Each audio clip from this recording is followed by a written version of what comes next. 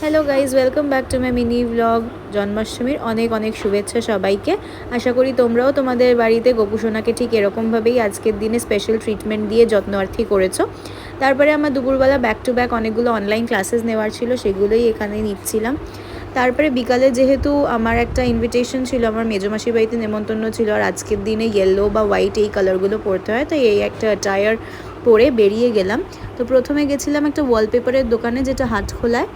Actually আমাদের বাড়ির ওয়ালপেপারটা almost 10 years হয়ে গেছে, আর ওটা অলমোস্ট ওয়াল থেকে বেরিয়ে আসছে, তাই সেটাই গিয়ে সিলেক্ট করে অ্যাডভান্স করে বুকিং করে আসলাম।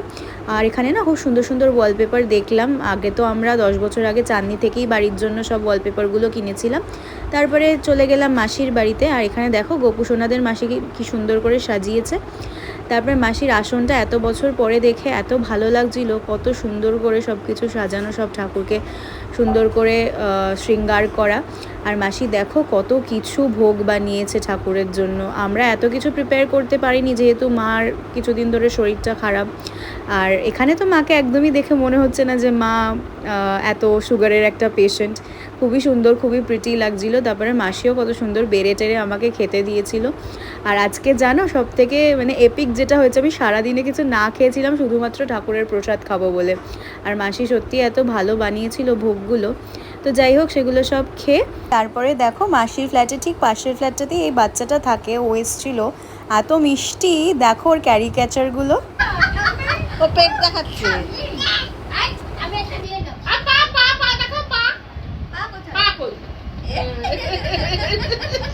আর হাত কোথায়? হাত হাত ভেরি গুড। আর কান কান কান কোথায়? কান কত জানি। একটু হা হা করে দাও তো।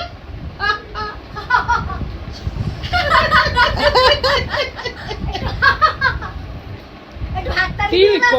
ডাইনিং দিয়ে এদিক দিয়ে সব টিকিং করবে না গোলাগুলি। তারপরে আমি যতবার জিজ্ঞাসা করছিলাম গোপাল কোথায়, ও বারবার গোপালের দিকে তাকাচ্ছিল।